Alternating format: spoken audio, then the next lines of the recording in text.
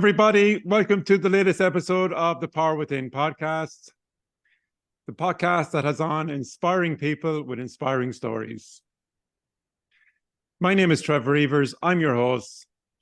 And in this episode, we have a very inspiring human being. And he's an old friend of mine. His name is Bajerski. He's a healer and he's coming all the way from Spain. He's based in Spain. So I'm going to bring Mark in here. Mark, how are you, my friend? I'm very, very well. I'm really happy to be here and to support your podcast, Trevor. It's wonderful seeing you again. It really is. And it's great seeing you. I know it's been a while since we've been in touch and a lot has happened in the world in the meantime. But I know I'm continuing to follow you on your social media channels, and you're doing some amazing work, may I say. Every day is just another day to me. So I don't really know what I'm doing. I don't know what I did yesterday or what I ate yesterday, but something just keeps us going. As you probably know, we get up and we just keep going. There's something inside us that fascinates me why we keep doing it, but we do. We do. But would you like to tell us a little bit about your story and about your journey? Because I remember, like, when I heard it first from you, that it is very inspirational. Would you like to give us a little bit of a background into how you got to be where you are right now in this moment? At what point would you like me to talk about? What point in my life would you want me to start at? Because there's so many. What would be your first, I suppose, inspiration for getting into all of the healing work? Well, I think it's strange that everything that's happened to me as a child has made me realize that got me into where I am, from being a little boy in the bed shaking, knowing or having a feeling that there was something at the bottom of my bed every night, and I would just shake and count to three, and counting to three, on number three I would run into my mum and dad's bedroom and just fall asleep next to my mum, petrified. So you can see that was the beginning of a healer's journey. And then to work with spirit and to work with trap spirit, which was exactly that, at the side or under or in the wardrobe or at the foot of my bed. So I ended up, skipping forward all these years and becoming a full-time healer for 2 decades, going into people's homes, speaking to children who had the same feelings and same fears of this spirit, and putting their mind at ease, giving them a healing session, and then realizing that, hey, maybe this entity, maybe this spirit trapped needs help and needs to go home. And then I started focusing on that, trying to understand that, trying to speak to that spirit, trying to understand how I can clear that spirit out of their house so the child could have a good night's sleep. And so everything from being a child up to going to school and rebelling against the teachers who would constantly tell me to just write and read, which I couldn't do either of. So all of these things made me open my eyes to see what was really happening in the world, to gradually going forward, and synchronicities of life, of everything that I've been through up to the moment that I said, you know what, this isn't really the life that I want to lead anymore. I was a successful auctioneer, business owner.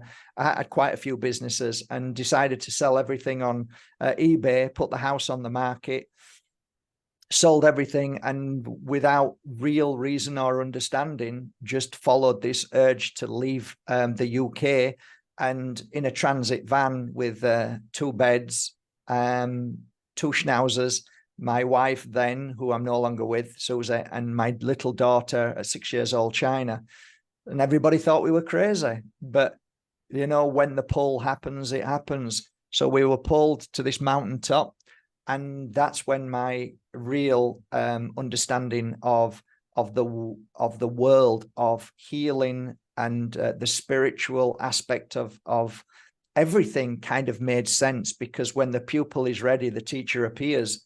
So multiple teachers just came into my life.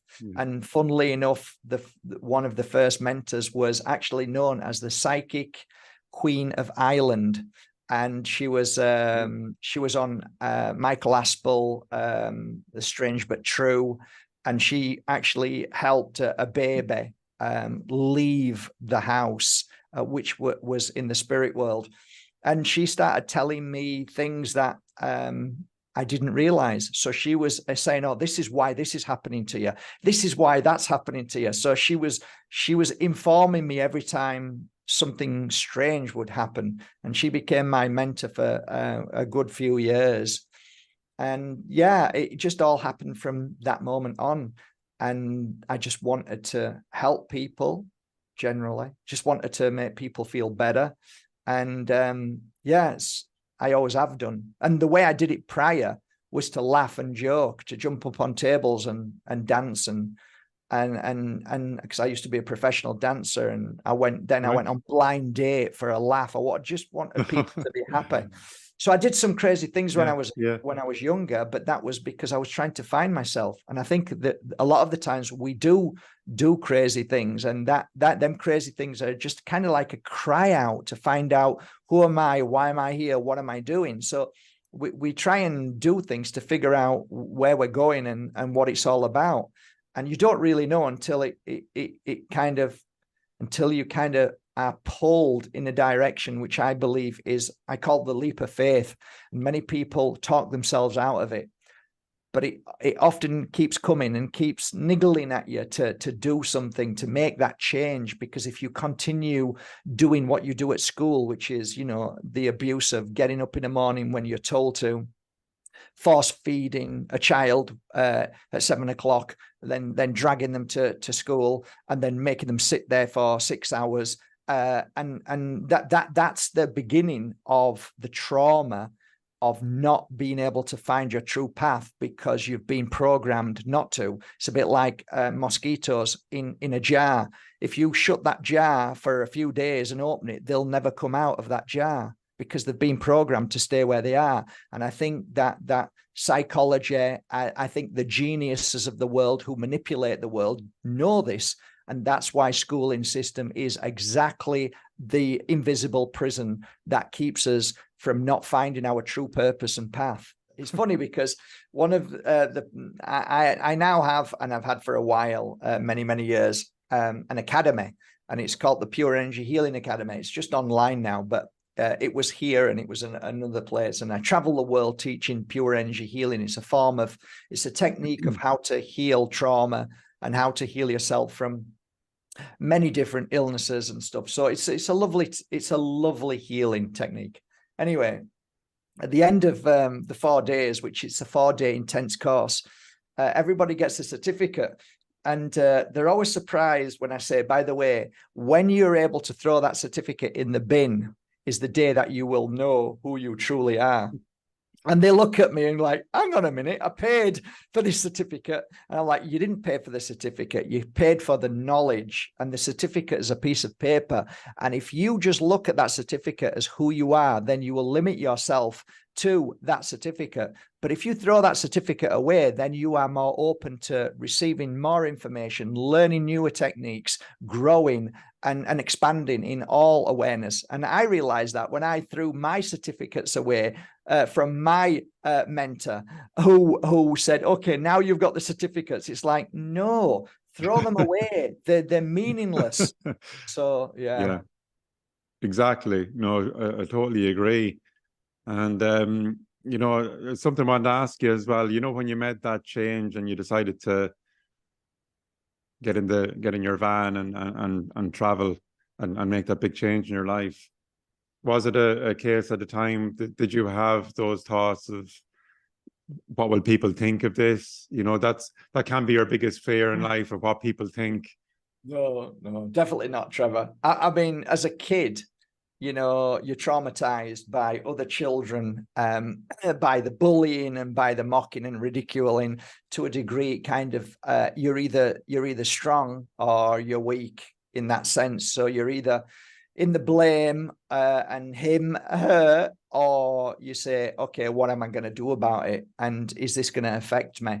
So I think I learned at a young age to stand up against the teachers, to stand up against the priests, and be confident when I was sent down for my, daily whack by Mr. Murray at the who was the second head of the school. Here again, Bajerski, yes, sir, and proud of it, proud of standing my ground, and proud of not being of being whacked, but for the right reasons. So it didn't feel like a whack. It felt like, I don't know, it felt like a badge of honor when, I said, it's wrong. What you're doing is wrong, and I'm not going to do that. And, I imagine growing up being beat all the time, having a father who used to beat me every day because he hated his job. So he took it out on his family.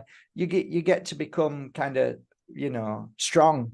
So it didn't affect me. And when I got into I had a leaving party. This is how excited I was. And my best friend, Vince, said, I would never have done this. And I said, why not? He says, aren't you going to be embarrassed when you end up coming back? And I said, if I come back, Vince, I swear to God, I'll have a welcome home party. I have no fear of that, because I wouldn't be who I am now if I had fear of what anybody thinks about me. You just go through that ridicule as you do. I mean, we've had it for centuries, the Egyptians, the Romans, all of the things that they did and ridiculed you and stoned people for. And, it's just part of life. I think it is what it is. So you're either a victim or you're somebody who just gets on with it. Yeah. I ain't no victim, Trevor. Yeah. No. Sure. No victim. Sure. And absolutely, I know that from knowing you. You're a very inspiring, man, person. And just talking about the school as well, just on that, what came to my mind is that in this days we're living in, I think our children as well can be too wrapped in cotton wool.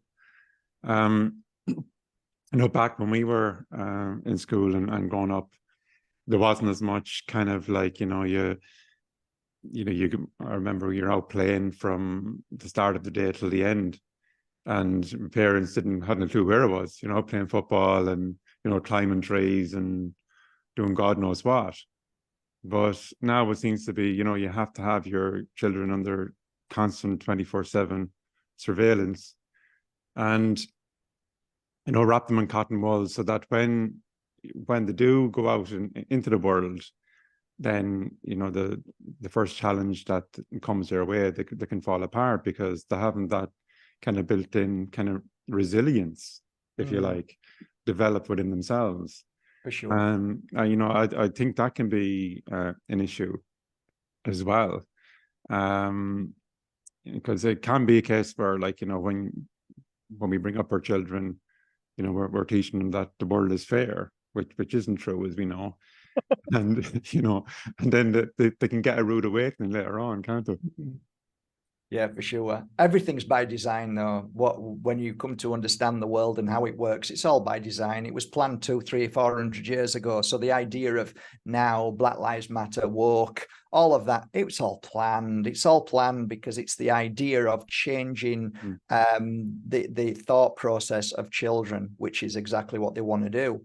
So this the fact that now you're a bad parent if you let your children loose, whereas back then it was okay because it wasn't part of the agenda and plan. Each decade there's a new agenda that happens that is always implemented in schools, and that's why teachers just follow what they're told to do, and that agenda molds into another agenda, and so you can see now we're in this fluffy kind of, children are all over the place. They don't know who they are, what they are anymore. This was all by design, Trevor, and we had no choice because we would be called the worst mother or worst father in the world for even leaving your child in a car if you decide to run across the road because it's raining so heavy and your child's got flu, and you go into, I don't know, a pharmacy to get something and come back out, and then a policeman's waiting outside and say, what do you think you're doing? Well, I decided to leave my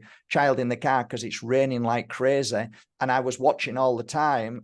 Oh no, that you can't do. And then you end up being the worst mother in America, which actually happened. And this is all by design. It wasn't a mother there with a child doing that. It was because it was implemented for that society to change and mold us, and to tell everybody to live in fear, because there's a boogeyman and there's all these bad people, and you can't do that. It's all by design. It's all made that way. And when you realize the design is all one with this, to me, it's a very dark energy that tries to control the world in all its ways and means. When you see that and you step out of the box, then it's easy to see what's going on every day. Nothing shocks me anymore. But what we can do is, if we do know it and we do see it and we do know the games that are being played every day on us constantly, the brainwashing, the mind numbing, everything. And when you see it and you step out of it, and then you can do something about it. Yeah, you can share that your truth, but you need to find ways of healing it, fixing it, making a difference. And you can only do that with the start of you, your family, and your friends. That's the only thing you can do. You want to scream and want everybody to hear that, but not everybody's ready for it. So I don't believe in force feeding spirituality or healing. I believe that the right people will wake at the right moment, and then they will grasp that, and you become the lighthouse for the world. Shine your light, and eventually when somebody's drowning, they'll see that light that they never saw before because they were too busy eating, drinking, sleeping, and working. But now they're drowning, they see that lighthouse, and now they take notice. And that's kind of like my truth, my foundation. Yeah. And of course, we live in a world now of social media where it's so easy to kind of have a rant and a rave about things, isn't it? But it's deliberate. That's exactly what they want you to. Yeah. Because then as soon as you start ranting and raving, you start turning yourself into a negative energy, because you believe or you feel that you have to scream and shout. You don't really. If you listen to some of the true speakers of the world, Vandana Shiva, if you listen to her, she never screams and shouts. She just speaks truth, and that truth is so loud, so powerful, that we have to take from certain people that you don't have to scream and shout if you've got the truth. And those who scream and shout, well, you're screaming and shouting because obviously you don't believe it, or it's a lie and you need to scream it louder than the truth. So we need to, sit back a little bit and ask ourselves, why are we screaming at other people, to do something? And again, this is the other thing as well. Inside your heart, you want people to know something that you believe in the truth, but is it the truth? It's just your truth. So sometimes it's a complicated life that we all lead. All of us are in a complicated, wonderful, but complicated life. So every time we say this is the truth, whatever. You have to be open to being wrong as well. There's enough know-it-alls out there that think they know everything, isn't it? Yeah, or they know a little bit. They know a little bit. This is the most dangerous people in the world, who take sound bites and pretend that they know everything, and they've never looked at have done any research, just watched a little part of a video and it resonated with them, and then they start, and that's kind of very dangerous. So that's another thing. That's why the world's a little bit upside down. Yeah. And this is my experience, and I've had one or two rants over the years, but for me, no one has ever turned around in social media and go, you know what, you're right. And it's not something that has ever happened on social media. And I think people just are banging their heads off a wall in many ways, doing that. I used to be one myself, but I found that ultimately, like, if that feeling, that state of emotional flux of anger, frustration, you know, it can lead to, you know, a low vibrational state, and take away your, and it certainly did for me, my joy from living. So you end up seeing all of the time what's wrong with the world. And isn't that amazing though? That, like, when you just said what you just said, that hopefully should be a penny drop for a lot of people, because that in itself tells you that it's a trap. It's a trap. Indeed. Been there, I've done that, worn a t-shirt, and it took me a long time to kind of realize to step out of that kind of victimhood, really, and be responsible as well for my own health, happiness, and living a joyful life. And I was responsible for that, no one else, only me. And of course, it's like you say in the school, but we're conditioned in life, aren't we, to not do that, that it's selfish to look after yourself, to put yourself first. It's a selfish thing to do. You need to be, you know, looking after other people, and, you know, you get to yourself last. And it's so true, Trevor, because what you've just said there is that the ones, and it's really simple, the ones who are jealous at those, because it's ultimately jealousy and anger, those that are pointing the finger at somebody who they say are selfish and shouldn't be doing that, they should be doing things for other people, and all that, they are actually creating that very negative energy and that judgment and that opinionated energy, which is so low and so callous and dark, that when you step back and look at both of them, you know what? I think I'll have some of that. I think I'll have some of that, what she's got. And the other one, just so you know, you're not a very nice person. So what you're trying to say about that person is actually the opposite of what you're saying, because look at who you are and what you're doing, whereas that person's just getting on with their life and doing their best and and are happy, and look at how miserable and angry you are. So really, what's happening here is we're taking the idea of a positive affirmation and a way of life and actually using it as a way to vent our frustration. And this is why you get a lot of the truther movement that are not truthful at all. They just use it. Yeah. And very judgmental and preachy and all of that toxic stuff. All of the above, you know, all of the above. Yeah. Yeah. And also as well, I found something that to me isn't productive. I mean, this whole mindset of us and them. And, you know, when people kind of think that they wake up to the world around them, and, you know, they realize that maybe they're going to question the mainstream media and stuff like that, and that everyone that's questioning the mainstream media along with you, you know, is your friend. But the reality and the truth about it is that just because you know these things, as you said already, it doesn't make you a nice person.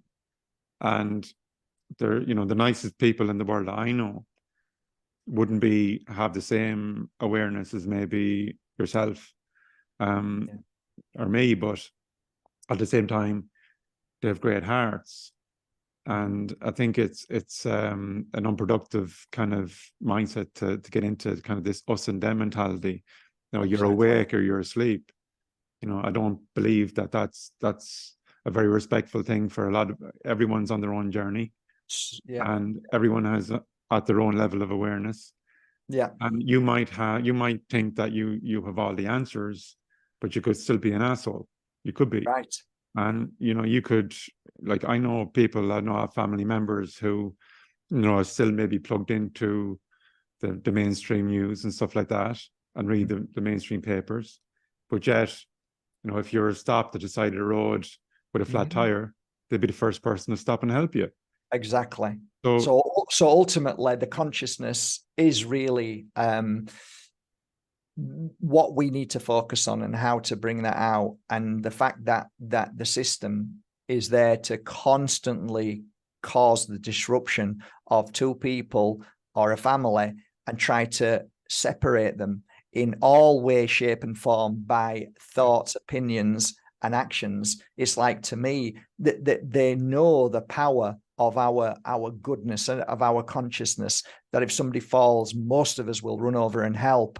And that's what they're trying to hijack every day, Trevor. And I find that fascinating, because ultimately the idea of light will always conquer dark is that particular aspect of it, that if somebody falls and hurts themselves, there is something that they cannot control. Darkness cannot stop, because the light is always inside us. And they always say, at the worst case scenarios, of the worst situations, this consciousness becomes the overwhelming light that heals and fixes the world. So I truly believe that. Well said. Very well said. So, Mark, it's something that I want to get into you with as well. I know that you're a big crystal. You love your crystals, and the power of the crystals. Yes. Would you like to? It's something, to be honest, I hold my hand up and said it's not something that I know a huge amount about. Would you like to tell us a little bit about how they work and Sure. how they could heal? Yeah, crystals are fascinating. I remember when I was younger, and I used to look at a crystal at the side of my my dad's fireplace, and it was a pyrite, which wasn't really a crystal. It was Mother Nature's way of basically venting, which is venting from Mother Earth. So the volcano creates the lava runs down and hits the sea and creates pyrite, which is this unusual metal kind of, it's gold. So the other name for pyrite is fool's gold. And it's kind of like it's just beautiful to look at. But whenever I felt down, whenever I felt bad, whenever my dad had beat me or whatever, I had a bad day at school, I'd go into the room that you're not allowed to go in, and I'd quietly open the door, shut the door. And it was only for guests, this room in the Victorian house that we lived in. And I used to sit down and just touch this big pyrite crystal. And funnily enough, as I got older, there were signs that were trying to pull me in the direction of crystals. And my son was one of those signs, one of those pulls. And he asked me, because he was into crystals. And I'm like, at that time, I was an auctioneer and antique dealer. So crystals weren't really something I was interested in. But my son wanted to, and he was only very young. So I took him to Burr House in Huddersfield. And as we were in Burr House, there was like literally thousands of gemstones, crystals everywhere. And it's like, wow, this is kind of like amazing, but not for me. And my son was in awe, and he was touching different crystals and minerals. And then the owner said, he came up to me and said, "Your son's very interested in crystals." And I said, "Yeah, he is." And he started talking to my son, and my son started talking back about crystals. And then this guy said, "Do you both want to come downstairs?" I'm like, okay. So we went downstairs, and we went into this private room, and he switched the lights on, and all these display cabinets in this room, it just looked so beautiful. And there was all these crystals, but what we noticed most of all was a full collection of Blue John, and that's from England. So it's kind of like a fluoride crystal, beautiful. And Blue John, and he was trying to tell us about it, and my son was like in awe of this Blue John. And then the owner, the old man, said to my son, "This is my second collection. Sorry, this is my first collection. The second collection went to Sotheby's and sold for 7 million. This is worth more than 7 million." And I'm like, 7 million for plates and goblets? It's like, seriously? And then this man gave my son a piece of Blue John, and we left. So some years later, when I sold up everything and came here, I started getting into this healing, understanding what healing was, and didn't really understand it too much, but started getting into it because of a school teacher. She told me that I'd healed her, and I said, "No, I'm not a healer." And she said, "Yeah, you've just healed me." And I'm like, no, I'm not a healer. And she said, "Look, what could be more beautiful than healing somebody and not knowing that you've healed them?" Like that, just them words just blew me away. So I went to my mentor and said to her, what is this stuff about healing? Because she was teaching me about tarot cards and understanding the psychic world and the spirit world and teaching me. So she says, well, I can show you a few things about healing. So she kind of showed me some stuff on my wife, how to heal. Didn't really resonate with me, but I started like learning from other shamans and other healers and lots of different aspects of healing, pranic healing. And then eventually, being me, I wanted to like do it myself. So I started incorporating a healing modality that worked for me and that felt right for me. Yeah. And I remember very, very early on, this lady gave me a crystal after the healing session and put it in my pocket and just left it there. And more and more people were saying, oh, I heard you gave a healing session to Tracy.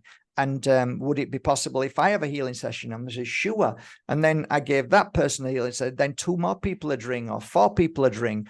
And what I was doing was, this crystal was in my pocket. I knew nothing about real crystals or anything, but I kept taking it out and putting it on top of like, you know, John had come for a healing session. I'd lay it on top of his head, or a young girl had come and I'd lay it next to a forehead at the side of a temple. And I kept, and every time the healing session finished, I put the crystal back in my pocket. And they would say to me, and I always remember this, it was always about the head, even though I didn't know because I didn't ask questions. They'd always say that I have huge headaches, or I can't sleep, I have nightmares, or I have night terrors. And there was a pattern of over a couple of 3 weeks that people were having these problems, right? Or I can't think properly. What's wrong? They'd say, I've been bullied. I've been bullied by my teacher. I've been bullied by my by school kids. I've been bullied by my boss. I've been bullied by my husband. So there was a pattern which I didn't see until one day this lady called me, and she was a friend, and she asked to sit down and just have a chat. So we just had a general chat. As we were chatting, I had this crystal in my pocket again. I'm just holding it, but for some reason I put it on top of the table, and she had a little daughter who ran round and picked it up and started playing with it. When we'd finished our conversation, we left, and the little girl took the crystal. It wasn't, she just, yeah, of course you can have it, you know, because it wasn't even a thought. Yeah. Anyway, a few weeks later, I had a phone call, and this lady said, you know, I need to talk to you. And basically the conversation was, I never told you about my daughter, but my daughter has been having terrible issues for quite a while. And I'm going to tell you something that might sound unbelievable to you, but she said, my daughter suffered with night terrors, and she got up every night screaming, and she's been bullied at school. She said, the day that we left, the following morning, when she came back from that night, she slept through the night. And then the next day she came home smiling, and she enjoyed school. So I'm trying to process this because I'm new to healing. And I'm like, right. And what's that got to do with anything? She said, the only thing that I can put my finger on is that the crystal that you gave her has actually healed her. And I'm like, okay, well, did you change your diet in these past couple of weeks? No. Did you play music differently? Did she do anything or go anywhere different? No. Everything what we've done is a normal day every day, because my mind is like, oh yeah, that's bullshit, come on. I'm doing psychic work, I'm understanding some of it, but this is maybe a little bit too much. But then she said, I'm telling you, Mark, and she wasn't a fluffer, she wasn't a psychic, she's just somebody that I knew. So like, okay, I put the phone down, or did we meet? I can't remember. But anyway, I was sat thinking about it. And then all of a sudden it hit me like a ton of bricks. Like everybody that came to me and I took that crystal out had problems with everything that child had problems with. So the healing process of all of those clients through those weeks, that crystal was on top of them. Could it be that the energy that was created to help heal those people was now in the crystal as a memory that now is passed deliberately by a greater understanding of the world, which is the spirit world, and now it's deliberately put into the hands because it's fully, as people would call, charged. I say it's a memory of healing for people with trouble with sleeping, nightmares, bullying. That energy is in there. That child gets it, receives that energy, and she sleeps well that night, and thereafter never had any issues with sleep thereafter.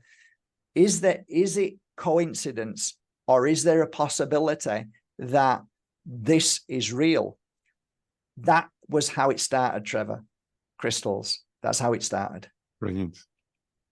Brilliant. And you've incorporated, of course, into the work that you do and your healing work. And I know you helped so many people. And would you like to tell us, have you any stories that come to mind in different ways that you've helped people over the years that might inspire others to take the same path? I think if I'm going to start talking about other people, I think it's probably best if I talk about myself. Yeah. So, sure. Because it's the only experience that I can truly say really worked. Other people would have to speak for themselves. Yeah, sure. So, but for me, what happened to me is that throughout my childhood, up until the point where I left, I'd accumulated so much trauma, even though I was strong. That trauma is still within. So that trauma changed from trauma to a physical illness, which always happens. That's why it's good to try and clear your past and heal yourself as best you can of your past, pain and suffering. If not, it can sit there and start to manifest and kind of eat away at you, and thus create an energy around that very place where the trauma is, and that you can get illness, dis-ease in there. So cancer can come and so on. So for me, it was my stomach. The trauma of my dad, watching my dad be abused to my mum, being beat by, teachers, and fighting for what's right, and all the attack sat in my stomach. So eventually, when I got to 12 years old, or a bit less, it might have been 8 to 12 years old, I started getting these horrendous stomach aches. So it eventually, as they like to say, call it, name it, so then they can try and fix it by a drug. So that was called IBS. So I got severe IBS. So just giving you an idea of what IBS was to me. IBS to me was if I got a full-blown attack, I'd be rushed to the hospital and they'd be injecting me up my in my backside, and I'd be out for like 12 hours. Wow. So that's how bad it was. So I couldn't eat coleslaw. I couldn't eat red meat, certain things that would trigger eggs and so on. So there were certain things that would trigger this to a full-blown attack. So I was on medication. I was in the hospital all the time, barium meals, enemas. God knows how many drugs they threw at me, but nothing ever worked. Nothing. So this is what I had to cope with, being in the world of normal eating, drinking, sleeping, and working. Okay. So when I left all that behind and came here, why is it that after a year, my IBS disappeared fully, gone? Okay. So 1 year, 2 years, it's gone. So no more suffering of stomach aches at all. Why is that? What happened? What changed? My diet? No. The lifestyle? Not really. No, still doing what I'm doing, still a bit stressed, still trying to make ends meet, still paying rent. So no, not really. What's changed? This awareness, the awareness of energy, and giving healing to people, it has to run through you to be able to give to somebody else. It runs through the hands, it goes through the body. So every time I was giving somebody a healing session, guess what? Mr. Bajerski was receiving the same healing inside his body. So every day, all the time, I'm giving healing sessions, I'm getting stronger and stronger. So I used to be an auctioneer, and I used to lift all my own stuff. I used to be lifting pianos, heavy furniture in and out, weekly auctions with over 200, 300, 400 lots of big furniture. The doctor once did an x-ray because my back was getting worse and worse. And just before I left, they said, well, look, your back has actually corroded because of all the injections that we've given you. Okay. Because they like to give injections. Okay. I love it. My elbow was just, the cortisone wasn't working anymore, and it's all corroded. Okay. They've taken x-rays. Trevor, I can lift anything now. I'm stronger than I've ever been. So nobody can tell me that what is said to me by a doctor is gospel. The body heals, the body is powerful, and the body just needs a way to find that balance inside it to repair itself. And I was still eating meat then. I'd drink an occasional beer now and again, so I wasn't really drinking a lot of beer, but I was still eating meat. And a lot of people say, well, if you eat meat, you're not going to heal. Well, no, I was healing with meat, so that's got nothing to do with it. It's just everything that changed in me and my healing body, and the way I am now is like I just fine tune all the time and try different methods of what I put inside my mouth and what I don't put inside my mouth. But ultimately, what's kept me at this high healing energy, that I don't go to the doctors ever. I don't need any medication since I started. And the only time I'll go is if I break a bone or if I've cut myself because I need it stitching back up. But the rest of the body and the health is basically through healing and through receiving healing. So that's been my story. And, you know, I have thousands of stories. I've done over 10,000 healing sessions, probably many more.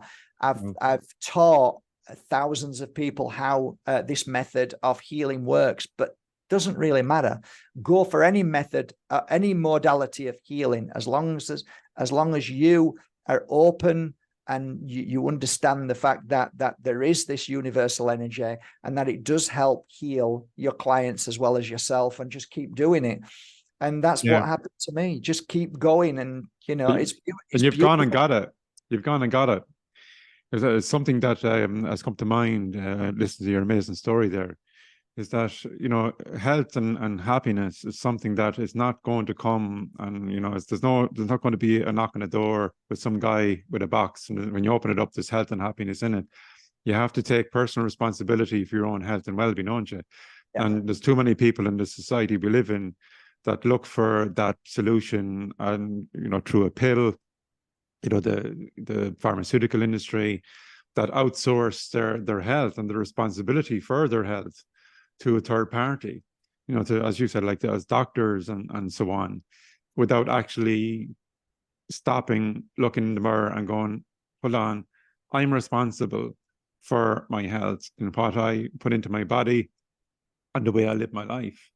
And also something that not to neglect is, you know, the thought processes that we give ourselves as well.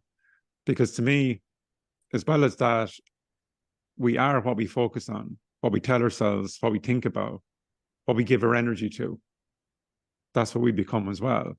So I think in the world we live in, like, people don't think twice about going to the gym 3, 4, 5 times a week. They look after their physical health, and that's important. But they miss the point that our mental health is so important and connected to our physical health as well. You know, people neglect their mental health and then get into these. I mean, I know as a hypnotist, emotional well-being coach, and the work that I do here, that people come to see me with literally the weight of the world on their shoulders. carrying around this like toxic emotional baggage, lugging around all the trauma and all the stuff that has happened to them, because like the mental side of it, if you experience stress, anxiety, worry, it does leave a physical residue within our body. And there is different ways. Obviously, the work that we do, I think, has that in common, because it's different ways and just different modalities to allow the people that we work with to let go of all of that toxic shit, from the past, to let it go. Because I know that, I'm sure you're on a similar page to me when it comes to living in the moment and the importance of living in the moment and letting go of the past and all of that toxic stuff from the past. Because ultimately, like, what do we have? All we have is this present moment. I'm here talking to you now. It's a beautiful moment. I'm so glad that you're here. I'm talking to you, Mark Bajerski, the amazing healer. But like, in whatever 20 minutes is gone, we'll never get that back again. So it's been happy and living and in the moment. And that's the key to me to being happy, because then those moments add up and become our lives.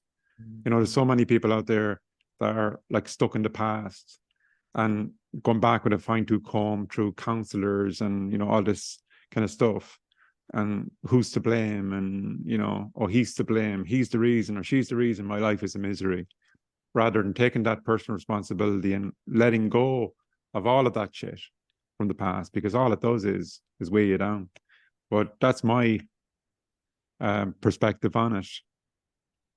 Totally. No, 100%. Yeah, it's very difficult to let go of something when somebody's abused you for so long. But I always find that the bigger picture is what I always look for. And you can only ever see it maybe at the end of the life that you live here in this physical body. And being around beautiful souls who are ready to move on, and I'm maybe at the hospital or at the house and giving healing. And, I always found something fascinating by the realization that they may have been really good people or maybe not so good people, but the realization of all of what we thought was important was bullshit and meant nothing. And then they go, oh my God, I didn't realize. That was very much the words that came out of many people just before they were leaving. And the only thing that mattered was, well, I can't speak for them, but that, like, I only can imagine when they said that, was that they missed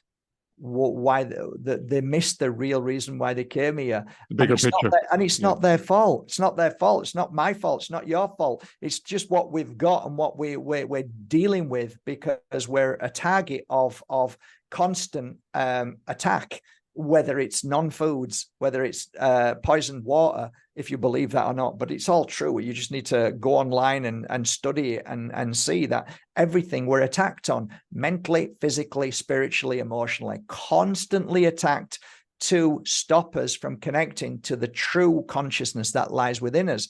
And this is why it's a cliche, but go within, go inside. If you want your happiness, go inside. There's a reason why they tell you to go inside, because you won't get it from a comedy show. That's just a quick fix, just like heroin or a smoke or Coca-Cola. It's a quick fix, but it doesn't heal. It doesn't fix long-term. You need more of it. So then you're addicted to whatever it is, meat or sweets or sugar, whatever it may be. Whereas when you go inside and find the happiness within, you don't need anything else. It's like happiness is an inside job, as I said. Exactly. Yeah. And most people just say, what? Most people say, well, I'm going to change my life, so I'm going to go on a diet. Like, again, another attack. Diet has been put there to hijack you. It's not about diets. It's not about a quick fix. It's about a way of life. And like I've just said, if you listen to my story, I changed my life, and it from day to day, week to week, month to month, year to year. And when people say a diet, or does that mean, I'm on a diet this week for 1 week, and then next week I'm going to start eating the same crap and drinking the same stuff and listening to the same garbage? Well, what good's that? You're just going to go back to the way you are. So, you have to change, or you tell somebody you want to like, okay, let me come to your house. You really want to change your life? Yeah, yes, I do. Okay, let me come to your house, like a friend of mine used to do. And he opened the fridge up and he said, crap, poison. Next minute, they're kicking them out saying, get out of my house. They can't cope with the change. They can't cope with reality that you're poisoning yourself, and everything that you're eating and drinking and watching is basically killing you. People don't want to hear that. They don't want to know that. Well, how long is it going to take? And they're used to it because they go to a pharmacy or they go to a doctor and they say, oh, it's 7 days or it's 24 days. Wow, 24 days. Have you got anything that's 7 days? But unfortunately, like, you know, we learned that the hard way. I know I have, that the receiver of a message has to be ready to receive it. And otherwise you're beating your head off a brick wall, aren't you? Yeah, we said that at the very beginning. Yeah. And when it comes to wanting to make a change in your life, you know, you must want to make that change. You must be at the threshold to making that change. It's like the foundation of a house. But what would you advise somebody, let's say, I know I have a few people in my life that seem to be in this constant mode of worrying about everything, and the stress and anxiety that comes with that, and constantly in that kind of flight or fight response. Yeah. That we know that leads to chronic stress. But what would your words of advice be to someone in that zone? Well, first of all, I would only give advice if somebody wants the advice, and that's the main problem. Most people don't want the advice, so they constantly stay in that energy. What I used to do though is I always kept my mouth shut when I gave healing sessions, because I believed that if this work really is real, then why do I even need to say anything? If healing work really works, then it should speak for itself. I kept my mouth shut, never said a word. So that was my way of trying to understand if this really does work, or is it just a coincidence that they came and it was their time to heal and it just happened. So when you're quiet, your client comes and has a healing session, and let's say she's been beaten up by her husband. She comes, she cries, she lets loose, she feels better, she goes out of the door. 2 weeks, 3 weeks, a month later, she comes back, she goes through it again. You give her a healing session, she goes and she does this for maybe 3 months, 4 months, 5 months, 6 months. One day, this was a common thing that I saw. After a healing session, they'd open their eyes and then they'd look at me and say, now I know what I need to do. And then they'd go, and then maybe I see them 2 years later or something, and they've left their husband because they found the strength to leave them and found a new life, met a beautiful soul who treated them with love and respect. And they would tell me that it took all that time healing to find the courage and the strength to leave him. And the healing sessions help build that up within them. It wasn't like, okay, I've got the power. It's like it gives you the energy to make the decision to do the right thing. So that was just one aspect of understanding healing, as somebody who just visually and spiritually watched the client go from zero and ready to die, ready to kill themselves, to, okay, I will no longer let this happen. I am worth more than this. My life surely is worth more than this. And there is a life beyond what my brain, limited brain, was telling me. Don't go. What happens if you leave? What about you're never going to get, this is all going to, at least you've got a house and a roof. And it's like, no. And you break free from the limited thinking to the consciousness that says everything is going to be fine. And it's just a journey and experience. And thank you very much for the beatings. It's made me stronger. Now I know what I want. Now I've changed my life. And that was just one aspect. There's so many aspects of the healing process that healing actually helps. But ultimately, when you give a healing session, it's just energy. And that energy then is taken and eventually, hopefully, it's used for a way to improve your life and to be more aware of what's going on, and to having a deeper faith or connection to the consciousness that allows you to say everything's going to be okay, and you don't need to put up with this, and you don't need to be upset with your dad anymore. And when you've had a healing session, it's funny, a lot of clients used to open up and then they used to say, maybe my dad was like that because of this reason. And like, I'm smiling thinking, great, you're your own mentor now. You're telling yourself, you're your own practitioner. You're telling yourself what your dad went through. So now you can see why.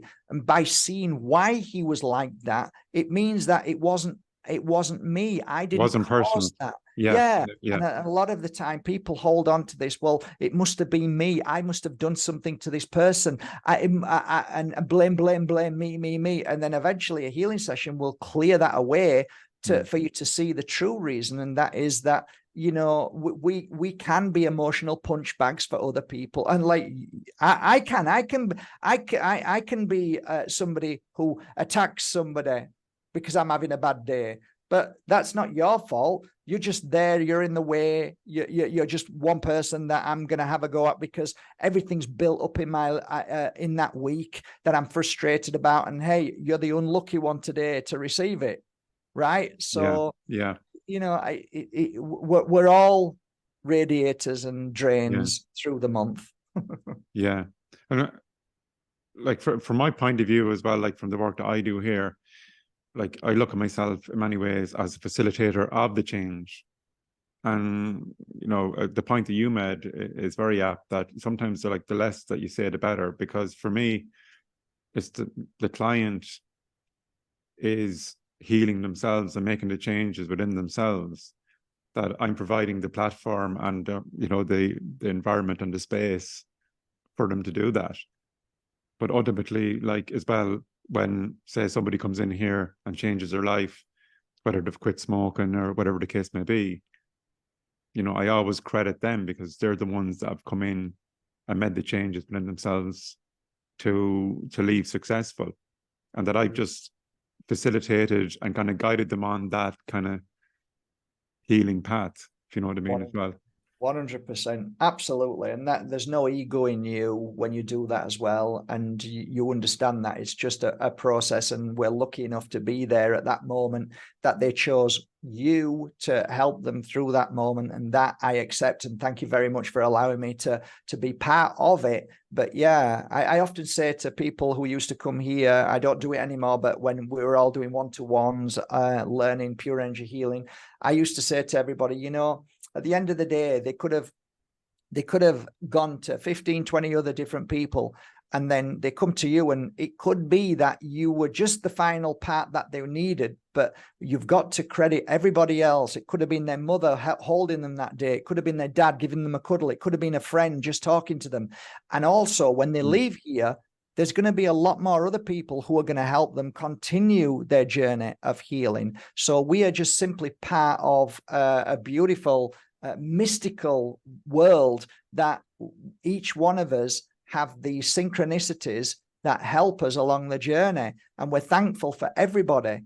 And if we realize that everybody is a healer, a natural healer, then we might treat people a little bit better. And, you know, but, you know, everybody these days is...